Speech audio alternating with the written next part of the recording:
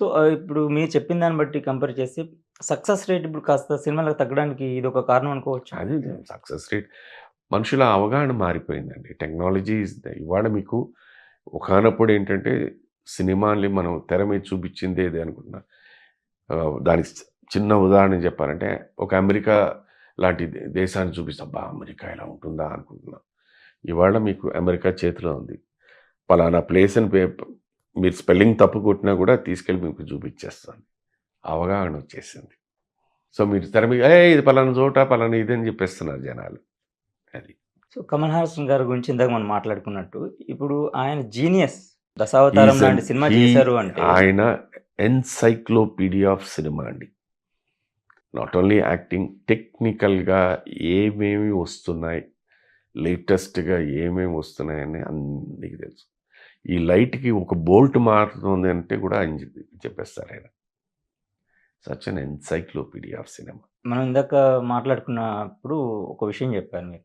DTH అనేది ఆయన రాబోతుంది. ఆయన ఎప్పుడో నెక్స్ట్ చెప్పేసారు. జనరేషన్ ఇది. ఆయన ఇది ఎప్పుడో 'కమల్ హాసన్' గారు ఆయ 'దశావతారానికి' ముందే ఆయన చెప్పారు అని. ఒకానొక సందర్భంలో నేను 96లో నేను వారితోని నేను ఇది పని చేస్తున్నాను 'ద్రోహి' సినిమాకి. ఆయన ఒక సందర్భంలో సడెన్‌గా ఇది చెప్పేసి, "సినిమా పోతుందయ్యా" అన్నారు. నేను ఇలా షాక్ అయిపోయా. సినిమా పోవడం ఏంటండి? దాన్ని అప్పుడు చెప్పారు, "సినిమా అంటే ఫిల్మ్ అన్నది ఉండదు. నెగెటివ్ అన్నది ఉండదు. డిజిటలైజ్ అయిపోతుంది" అని. ఆ వేళ నాకు నిజంగా చాలా కొత్తగా అనిపించింది. కానీ అదే టైంలో ఆయన మీదకి దాడి చేసిన వాళ్ళు కూడా ఉన్నారు. అది అంటే అది వేరే. అది పక్కన పెట్టేద్దామండి. నేననేది అంటే ఆయన అప్పుడు డిజిటలైజ్ అయిపోతుంది. సినిమా నెగెటివ్ అన్నది ఉండదు. It would be a format of digitalization అంటేను, ఆ రోజు నిజంగా చెప్తున్నాను it was everything new to me. నాకు వింతగా అనిపించింది. బట్ ఇవాళ చూస్తే ఆయన మాట సత్యం. Is true. Is correct. అంటే అంత well versed with cinema. Well versed with technology.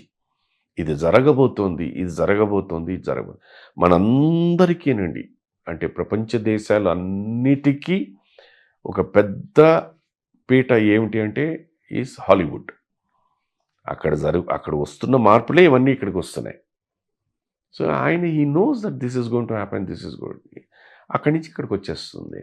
'Dasavatharam' 'Kamal Haasan' గారు కాకుండా ఇంకొకరైతే తీయకపోవచ్చు. అన్ని వేరియేషన్స్ ఉన్న characters. A C A cinema అండి అన్నా కూడా వాళ్ళ పాయింట్ ఆఫ్ వ్యూలోని.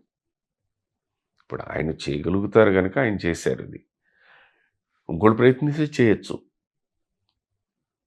దేనికైనా కావాల్సిందంటే ధైర్యం. ధైర్యం కావాలి. ఆయన చేశారు.